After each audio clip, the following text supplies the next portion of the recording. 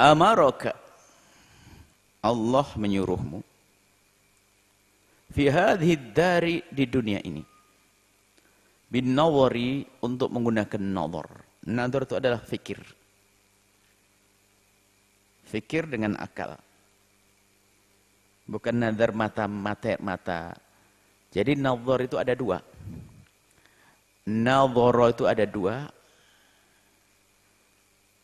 Nazar bermakna ro'a, melihat. Nazar dengan mata kepala.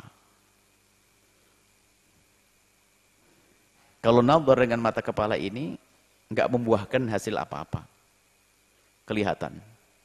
Tapi yang maksud nazar di sini adalah tafakkur atau fikrun. Fikrun yang menghadirkan makna agung, renungan. Kalau melihat ini, itu gunung melihat. Itu apa yang menutupi pohon itu? Oh, yang menutupi gunung apa? Awan gitu, Dok. Itu melihat. Tapi nazar enggak begitu, nazar awan. Subhanallah, awan, gumpalan awan dari apa ya? Berpikir sampai nyambung kepada Allah. Jadi nazar di sini bukan melihat dengan mata kepala kita saja, akan tapi menggerakkan tafakkur, fikir, sehingga dikatakan para ulama yang namanya tafakkur atau nazar atau fikir itu adalah harakatun nafsi fil maqulati, menggunakan akal kita untuk mencermati apa yang ada di kiri kanan kita untuk menyimpulkan sebuah kesimpulan. Contoh,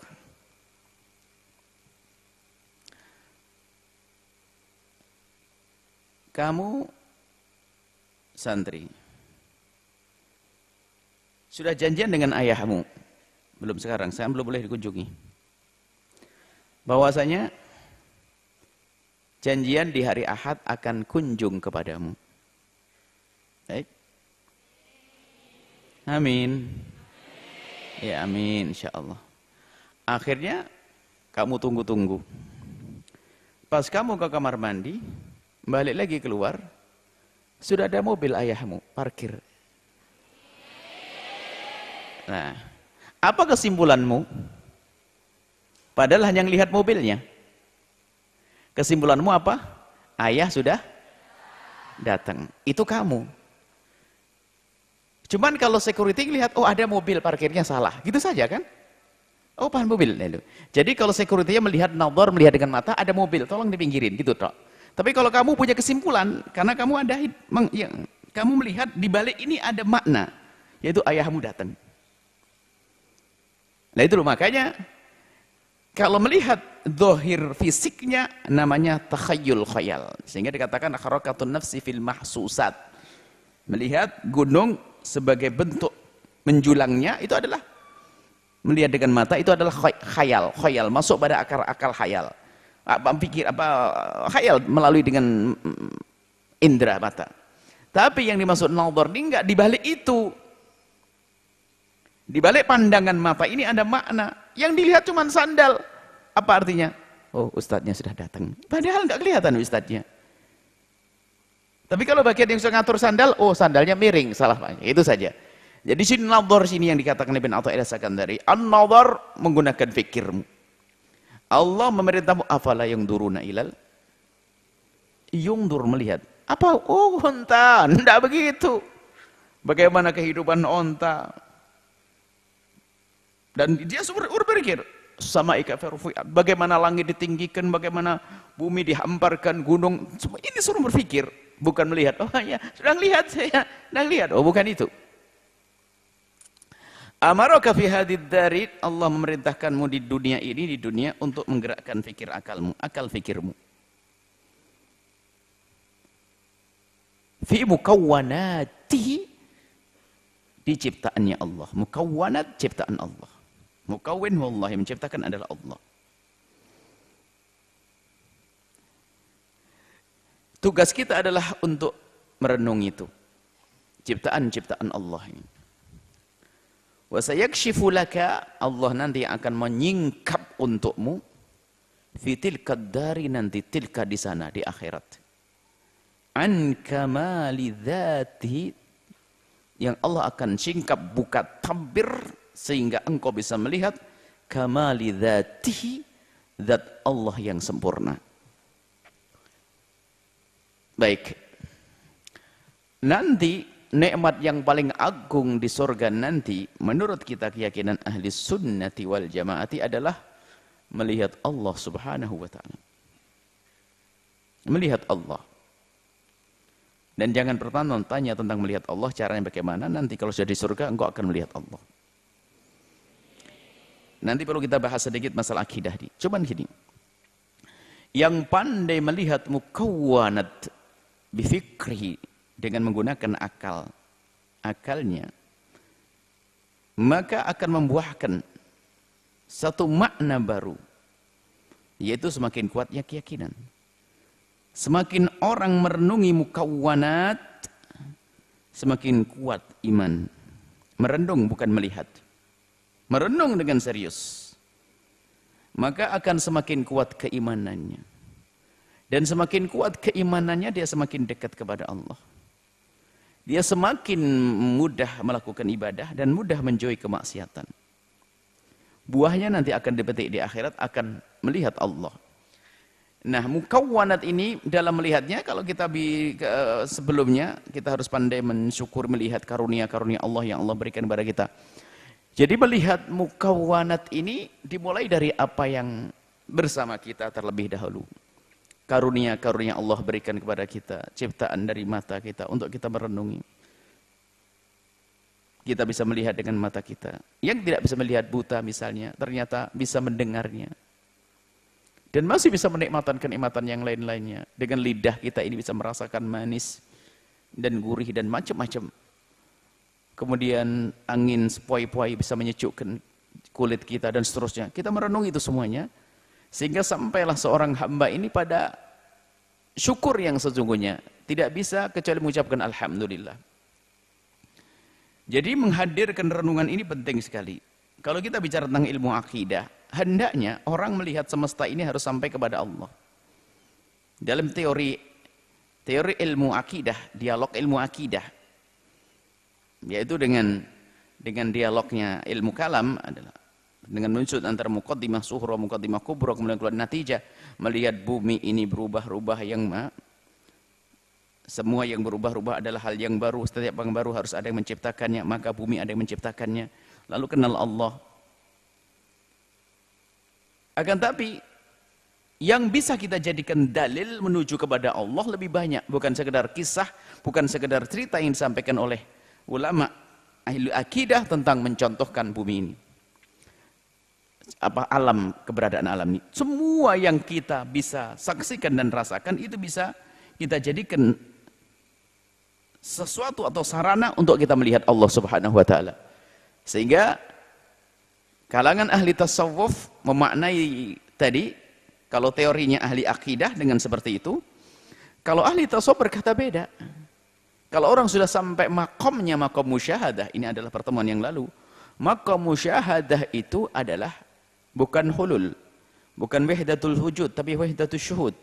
Wahdatul syuhud itu adalah kalau melihat semesta ini yang terlihat hanya Allah.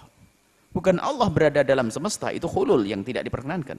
Akan tapi lihat, karena dia sudah spontan imannya yang kuat di dalam hatinya, sambungnya dengan Allah, tidak melihat sesuatu kecuali membawa dia kenal Allah. Ya kayak tadi kalau kita melihat sandal langsung ingat yang wah Ustaz sudah datang, mobil orang tua dan sebagainya. Begitu juga orang yang memang sudah kenal Allah, dia tidak melihat apapun kecuali menghantarkan dia semakin kenal kepada Allah. Kemudian pada pertemuan yang lalu diajari kita untuk mensyukuri nikmat yang Allah berikan kepada kita, yang kita tidak bisa menghitung. Lihat, kira-kira apa yang akan terjadi pada orang tersebut? Dia berusaha untuk menyadari nikmat Allah. Dia sendiri tidak bisa menghitung nikmat tersebut. Kemudian dia berusaha untuk melihat Allah melalui nikmat tersebut. Setiap nikmat direnungi. Kemudian setelah dia sadari, bisa mengucapkan alhamdulillah. Mataku nikmat Allah, maka tidak akan aku gunakan kecuali yang Allah ridhai. Lisanku nikmat dari Allah, maka akan aku gunakan hanya untuk yang Allah ridhai. Aku diberi Allah kekayaan harta, alhamdulillah. Anakku lihat. Terus syukur nikmat yang pada pertama hikmah sebelumnya dihubungkan dengan ini. Kalau nah ini itu kan termasuk ciptaan Allah, karunia-karunia itu yang ada di sekitar kita ini. Maka hamba yang melatih kecerdasan hati dan pikirnya untuk melihat semesta ini agar bisa melihat Allah, maka inilah orang yang kuat iman dan nanti akan dibuka oleh Allah di akhirat tabir itu sehingga dia bisa melihat Allah Subhanahu wa taala. Yang kuat imannya saat ini. Maka ini dalam irama menguatkan keimanan kita. Dari dalam diri kita sendiri melihat karunia-karunia nikmat yang Allah berikan kepada kita. Belum lagi nanti kita melihat ke atas, ke langit. Kalau dalam ilmu akidah kita hendaknya melihat dari diri kita sendiri, kemudian alamul uli, alam sufli yang bawah bumi dan apa yang ada di dalamnya, kemudian melihat langit. Tapi bukan sekedar melihat bintang ditabur di angkasa, bukan, akan melihat subhanallah rembulan yang menyinari malam. Kemudian angin yang bertiup. Kemudian di pagi harinya kita melihat matahari terbit. Kemudian kicau burung, mekarnya bunga, sejuknya suasana dan seterusnya. Yang pergi ke pantai melihat angin ombak, deru ombak, kemudian air berkejar-kejaran, kemudian ikan segala macam.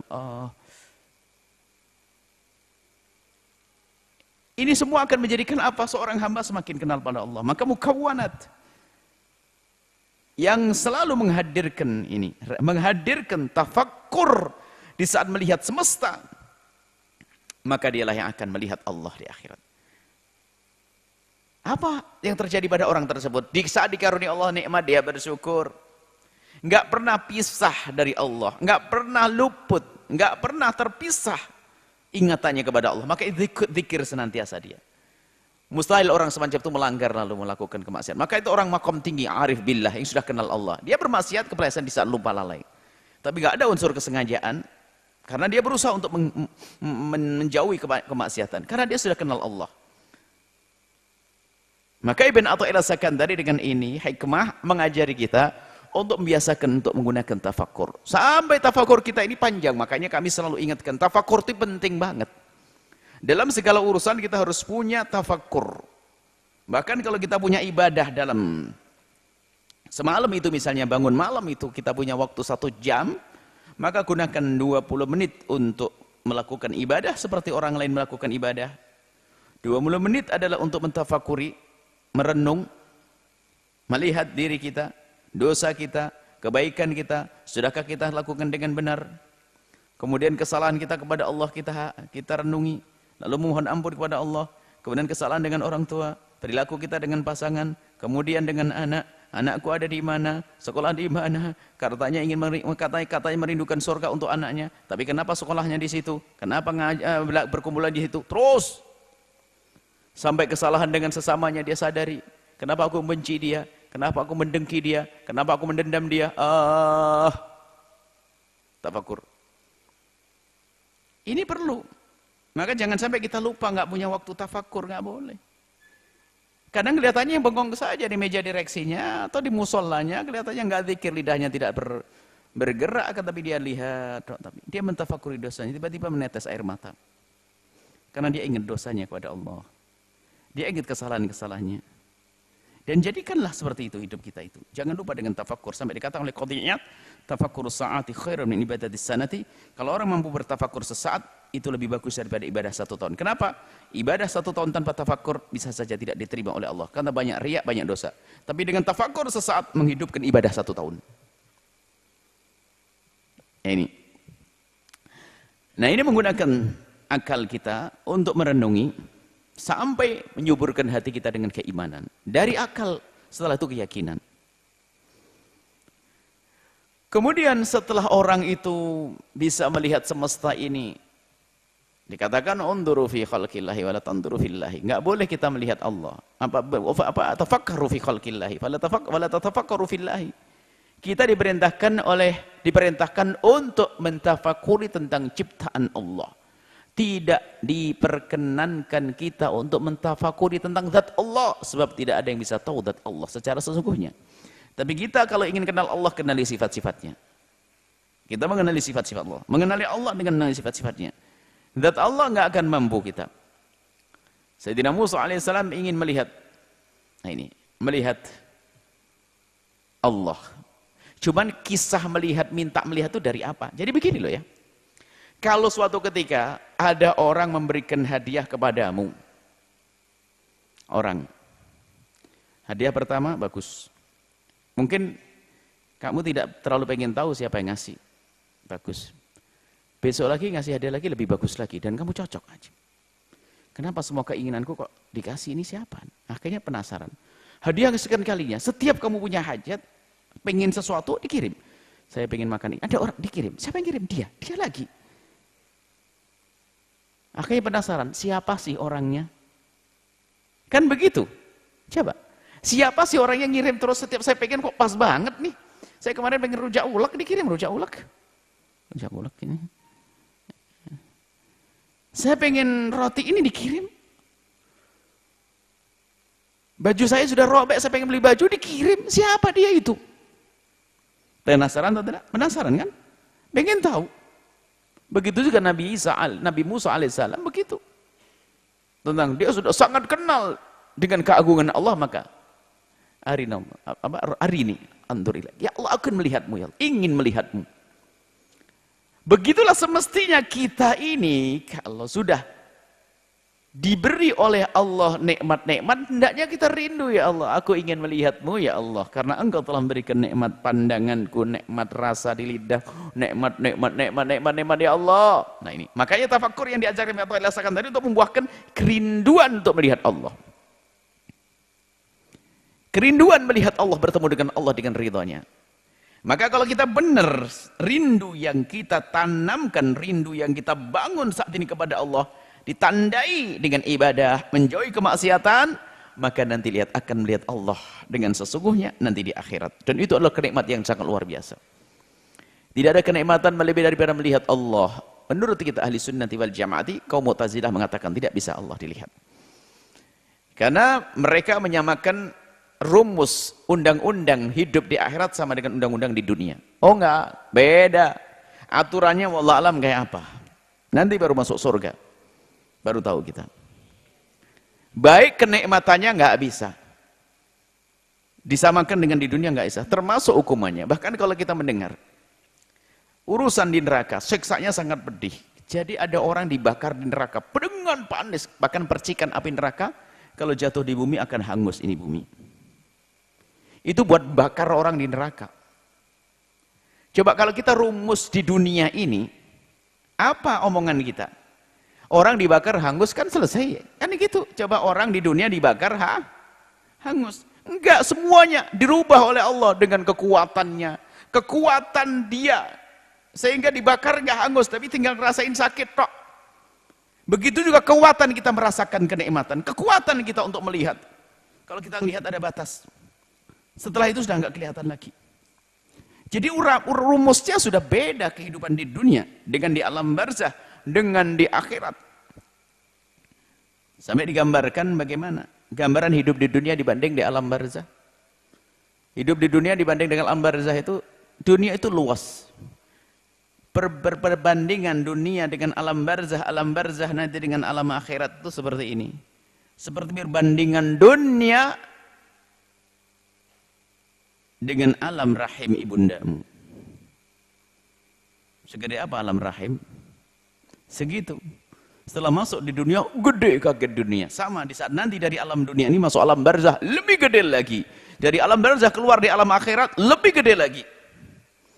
Dan undang-undangnya tidak berlaku undang-undang saat ini. Cara hidup. Dirubah semuanya.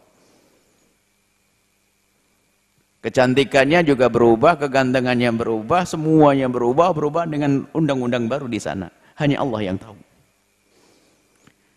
Termasuk rumus atau cara melihat Allah nggak bisa rumus dunia dipakai di sana. Maka kaum Mu'tazilah mengingkari karena apa? Pakai rumus dunia. Jadi kalau orang melihat adalah adab-adaban. Maka Mu'tazilah sebetulnya di saat mengingkari melihat Allah ini dalam upaya untuk mensucikan Allah daripada bertempat. Sebab rumus dunia, kalau kita melihat dan ada yang dilihat, maka kita memerlukan tempat, maka yang dilihat harus mengambil tempat yang berseberangan dengan kita. Biarpun berseberangan berarti mengambil tempat. Maka kalau kita melihat Allah, kita bertempat, maka Allah bertempat. Maka itu adalah tidak diperkenankan menurut kaum Mu'tazilah. Sebetulnya kaum Mu'tazilah di saat mengingkari melihat Allah sendiri, berangkat daripada upaya untuk mensucikan Allah daripada bertempat. Yang di sana banyak orang terjerumus, kaum Mujassimah dan Musyabbihah menyerupakan Allah dengan makhluknya, lalu mengatakan Allah bertempat. Mereka sesat. Mu'tazilah ingin keluar daripada kesesatan ini. Akan tapi dalam hal ini kebablasan. Tapi ahli sunnah wal jamaah kita melihat Allah. Lalu bagaimana cara melihat Allah? Itu nanti, itu rumusnya beda. Yang jelas kita akan melihat Allah di sana dan kita nggak menggunakan rumus hidup di dunia ini lagi. Bahkan kalau hanya sekedar memisalkan, kita itu bisa melihat tanpa menggunakan ini mata. Bisa dengan kita bisa bercerita melihat sesuatu dengan sesuatu yang bukan dengan mata. Sebuah contoh. Salah satu dari kalian, wahai para santri, lelap dalam tidur. Kemudian di dalam tidur itu, subhanallah, mimpi indah. Di samping pondok ini, tanah terbeli kemudian dibuat taman indah. Mimpi tapi nyata ya nanti ya. Kemudian ditanam bunga-bunga warna-warni. Warna-warni, ada merah, putih, kuning, hijau, Masya Allah. Ada kupu-kupu yang terbang hinggap di ranting-rantingnya. Kemudian Masya Allah indah bunga, wah, segala macam keindahan. Terbangunlah engkau dari tidur. Setelah terbangun dari tidur, cerita, subhanallah, aku mimpi indah sekali. Apa? Aku melihat di sebelah ini ditanam bunga-bunga. Oh, coba, kalau kamu dikatakan bohong kau ini, kok bisa? Wong matamu pejem begitu, bagaimana kau bisa ngelihat? Ayo ngomong apa? Padahal dia ngelihat beneran, biarpun dalam mimpi, dan dirasakan oleh dia, tidak seperti nyata kok. Pakai rumus apa ini? Di dunia saja kita bisa menerjemahkan rumus mimpi kok. Mau bicara tentang akhirat, pakai rumus mana itu? Banyak yang tidak bisa terjemahkan dalam dunia ini. Tapi kenyataannya ada. Dan yang bisa merasakan hanya orang itu saja. Contoh. Kangen sama ayahnya? Bohong. Mau digituin? Oh, ada. Kan rasa di dalam hati. Nggak bisa ya, rasa semuanya merasakan ayah. Jadi ada hal yang di dunia ini saja kita tidak bisa menjelaskan, apalagi urusan akhirat nanti. Tidak tahu pakai indera yang mana, namanya wujdan apa ya, rasa lapar, rasa rindu, rasa benci, rasa itu ada. Tapi itu ada dan dirasakan oleh kita. Tapi itu tidak menggunakan indera. Selama ini kita bisa mengenali apa yang ada di kiri kanan kita dengan indera. Indera perasa, lidah kita, indera mata, indera pendengaran, kulit, dan itu saja.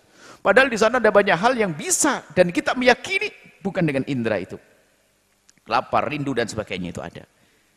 Begitu juga di luar kita banyak hal yang kita tidak bisa menerjemahkannya. Ini urusan dunia saja kita banyak yang nggak mampu, bagaimana? Urusan mimpi nggak mampu. Mimpi nggak bisa cerita. Nggak bisa menerjemahkan gimana rumus mimpi. Nyata. Seperti ngelihat, saya seperti. Bahkan setelah terbangun tuh senyum-senyum sendiri. Ada yang terbangun ngos-ngosan. Jarang zikir dia. Tidurnya mimpinya dikejar harimau. Bangun, oh, alhamdulillah. Sebaik-baik mimpi adalah sejelek-jeleknya saat bangun. Sejelek-jelek mimpi adalah sebaik-baiknya saat bangun. Di mimpi puasa mimpi puasa, bulan Ramadan mimpi makan sate. Enaknya ya Allah, lagi mau makan, bangun jam 12 siang. Nggak enak, ngenes ya. Jadi itu mimpi. Harimau nyata seperti mempengaruhi fisiknya. Buktinya ngos-ngosan dia. Bahkan mungkin temennya itu melihat ngapain dia kok kejar tuh. Mimpi dikejar harimau. Ayo. Ini Mbak, ini bisa dirasakan dan kita bisa melihat dengan diri kita sendiri dengan mimpi. Ini kasus di dunia kita tidak bisa menerjemahkan. Adapun di akhirat rumusnya berbeda sekali. Kasus di dunia adalah kasus karamah, mukjizat, nggak bisa akal menjangkaunya. Perjalanan Nabi dalam Isra Mi'raj dan yang lainnya. Pakai rumus apa yuk? Suruh nerjemahkan kaum Mu'tazilah. Pakai rumus apa Isra Mi'rajnya Nabi sallallahu alaihi wasallam? Nah ini. Nah, bisa rumusnya adalah kuasa Allah. Nanti Allah yang akan menjadikan kita melihat Allah. Tunggu nanti di surga nanti. Nah, jadi ini masalah melihat Allah tanpa Allah bertempat. Allah tidak bertempat, tapi Allah yang menciptakan tempat. Nah, bagaimana agar kita bisa melihat Allah? Kemudian setelah itu melihat Rasulullah. Oh, keindahan-keindahan yang luar biasa.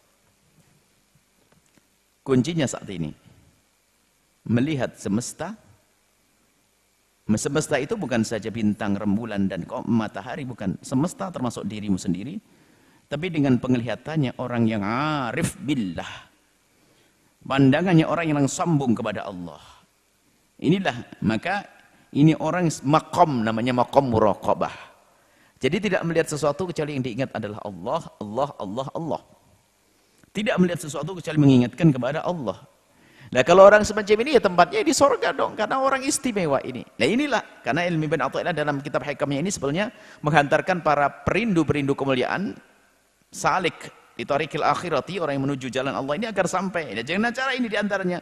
Biasa menghidupkan renungan yang menyambungkan kita dengan Allah Subhanahu wa Ta'ala agar semakin kuat iman kita, dan iman yang kuat akan menghantarkan anggota tubuh kita untuk menuruti keimanan kita sehingga kita punya amal-amal baik, hati terjaga. Maka katailah nanti di akhirat akan melihat Allah Subhanahu wujuhi yawma idzin nadhirah, akan melihat Allah nanti di surga. Maka mari kita menghidupkan fikir kita, renungan-renungan kita, melihat karunia-karunia Allah. Kita mulai dari yang paling enak. Kemarin nikmat. Kalau pengen tafakur yang paling mudah terlebih dahulu adalah jangan melihat gunung, dan lihat nikmat yang Allah berikan kepada kita. Nikmat yang banyak. Nikmat yang banyak kita renungi sampai kita bisa mensyukuri, mengucapkan alhamdulillah dari samimil qalb, dari dasar hati, dasar kalbu terdalam. Alhamdulillah ya Allah. Kalau orang semacam itu akan mudah melakukan ibadah dan akan susah melakukan kemaksiatan, karena hatinya hadir dengan Allah Subhanahu wa Ta'ala. Dan jadikan apapun yang Allah berikan kepada kita kendaraan menuju Allah. Harta yang Allah berikan kepada kita, jangan lupa, itu karunia dari Allah. Makanya kalau orang merenungi, dari mana harta ini? Aku kerja keras. Bagaimana kau bisa kerja? Aku sekolah. Oke. Jika aku bisa kaya raya, oke. Saya berpikir dan sebagainya. Tanyaannya. Itu saham saya. Saham saya. Waduh, saham saya. Yang menjadikan kamu bisa belajar siapa? Yang menjadikan kamu cerdas siapa?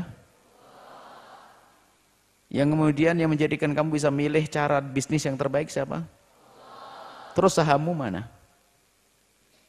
Bahkan dalam ibadah pun kita tidak punya saham kecuali Allah yang memberi. Nggak punya saham, bisnis kayak apapun. Orang pinter, wah saya pinter, cerdas dan sebagainya. Dari Allah.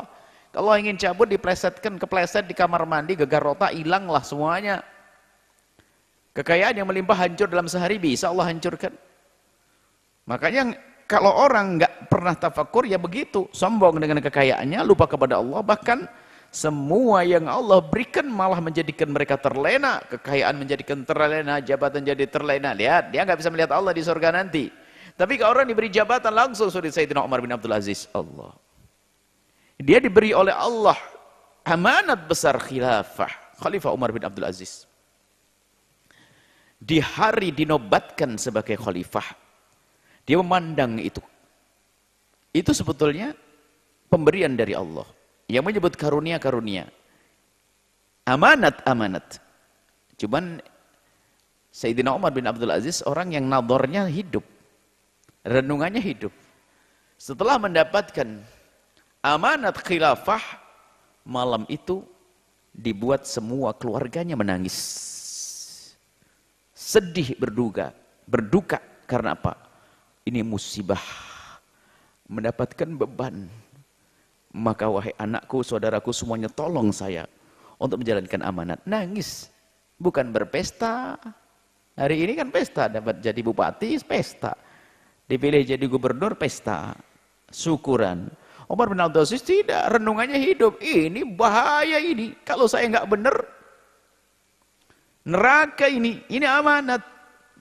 Makanya karena orangnya seperti itu, langsung kenal Allah di saat diberi sesuatu, maka apa yang terjadi? Keadilan terwujud masa kekhilafahan beliau. Keadilan terwujud, kebaikan terwujud, luar biasa. Kedamaian terwujud, keadilan terwujud. Kenapa? Yang menangani orang yang kenal Allah. Nah, seperti itu. Di saat diberi oleh Allah kekayaan, dia langsung ingat untuk Allah. Diberi jabatan bukan terlena, untuk Allah. Diberi apapun, ingat Allah, ingat Allah. Makanya dalam urusan sepele, banyak orang yang terlena dengan karunia Allah. Di masa fakirnya, dia rajin belajar. Dia rajin beribadah. Tapi di saat kaya, bubarlah dia. Ini ada model-model semacam itu. Dulu masih bujang itu rajin ngaji. Tapi setelah menikah, sudah nggak kelihatan lagi di majelis. Nasib buruk dia. Pernikahannya bencana bagi dia.